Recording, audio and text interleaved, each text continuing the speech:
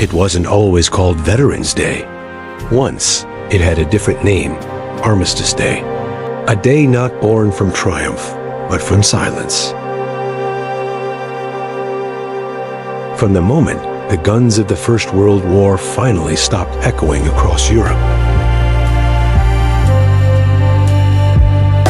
At the 11th hour of the 11th day of the 11th month in 1918, the world paused. After 4 long years of bloodshed that consumed nations, the Great War had ended. The cost was unimaginable. Over 16 million lives lost, entire cities destroyed, and a generation scarred forever. For the soldiers who returned, peace was not a celebration. It was survival.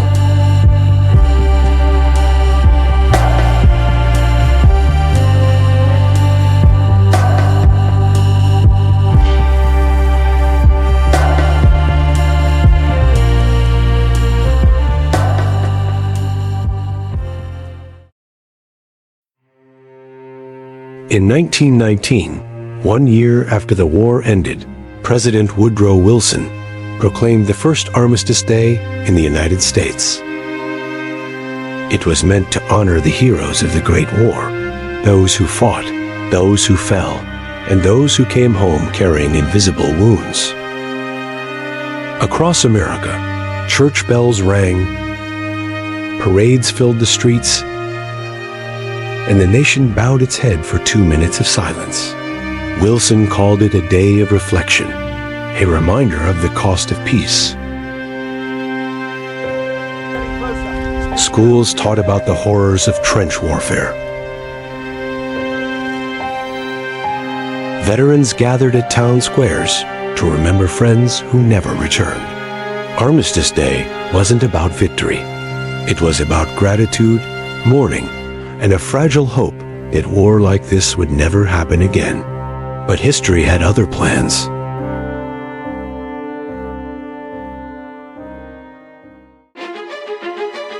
Barely 20 years later, the world was on fire once more. The promises made in 1918, that it was the war to end all wars, had been broken. By 1939, a new generation of young Americans would go to battle in Europe and the Pacific. They would fight on beaches,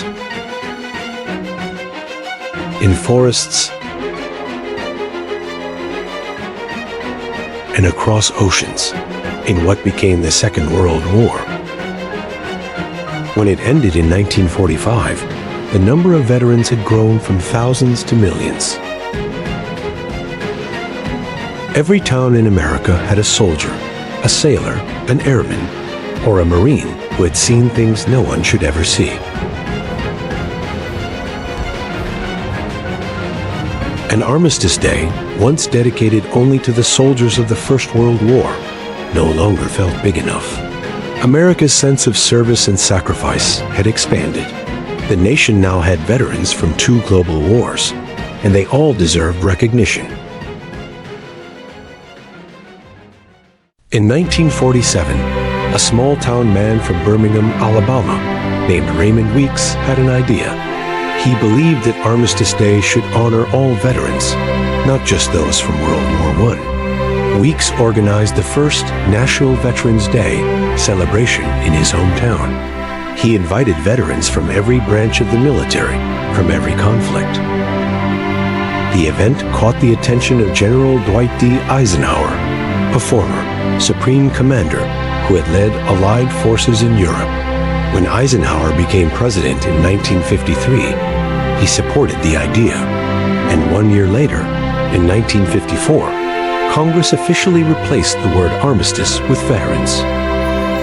Armistice Day was reborn as Veterans Day, a day to honor the service of all American veterans, living and dead, from every war and every generation. Raymond Weeks would later be honored by President Reagan as the father of Veterans Day. His vision had transformed a day of mourning into a day of national gratitude.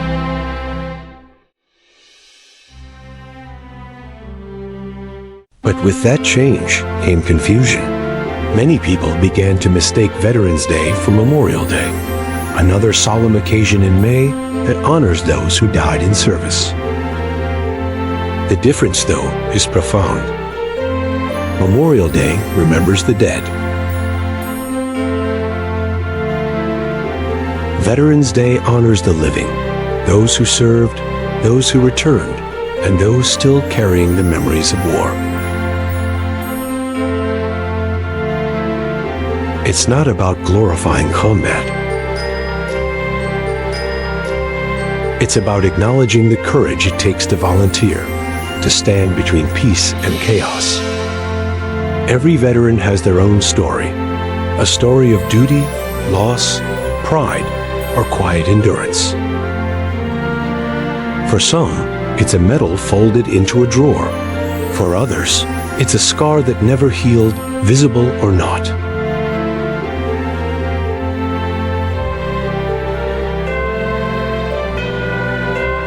Few people today know that Veterans Day was once moved. In 1968, Congress passed the Uniform Holiday Act, an attempt to give Americans more long weekends. Veterans Day was shifted to the fourth Monday in October, but something felt wrong. For veterans, the 11th of November wasn't just another date. It was sacred, tied to the moment the First World War ended. The change angered veterans groups across the country. They saw it as disrespectful, as if convenience had replaced remembrance. After years of protest, President Gerald Ford signed a law in 1975 restoring Veterans Day to its original date, the 11th of November. Because remembrance, after all, doesn't move for convenience. Today, Veterans Day is more than a holiday. It's a moment when America pauses to say thank you to the men and women who have served in uniform across generations. From the muddy fields of France to the deserts of Iraq, from the jungles of Vietnam to the mountains of Afghanistan, their stories are threads in the nation's fabric. Every year, parades fill cities, flags are raised high, and schools teach children the meaning of service. At Arlington National Cemetery, the president lays a wreath at the tomb of the unknown soldier, a symbol of all who served and never came home. Across the country, families hang pictures of fathers, mothers, sons, and daughters in uniform. For some, it's a day of pride. For others, it's a day of quiet tears. But for all, it's a reminder that freedom is not free. Behind the parades and ceremonies, there are deeper stories too. Stories of transition, loss, and healing. Many veterans return to civilian life, carrying burdens most people will never understand. Post-traumatic stress, injuries, unemployment, and loneliness still shadow thousands of lives. According to U.S. government data, millions of veterans rely on support from the Department of Veterans Affairs for healthcare, housing, and mental health assistance. Yet, every Veterans Day, you'll still find them volunteering, mentoring, and serving their communities long after taking off the uniform. Because service for them doesn't end when the war does. It continues in classrooms, in hospitals, in city councils, and in acts of kindness that never make the news.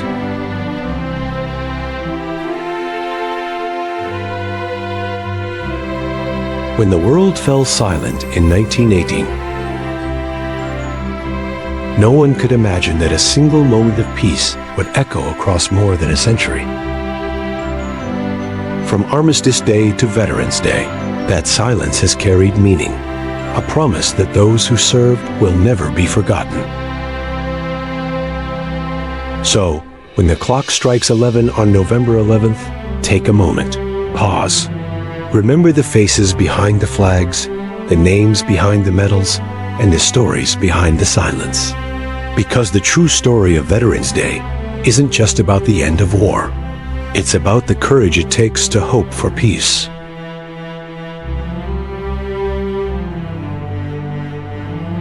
Veterans Day is about the young and the old, the men and women who raised their hand and said, "I will go." Some came home to parades, others came home to silence. But each of them contributed to the story of America, a story written in courage, loss, and endurance. This was the real story of Veterans Day, from Armistice to modern America. If you believe their stories should never be forgotten, share this video, subscribe for more untold history, and remember, peace is the quiet they fought to protect.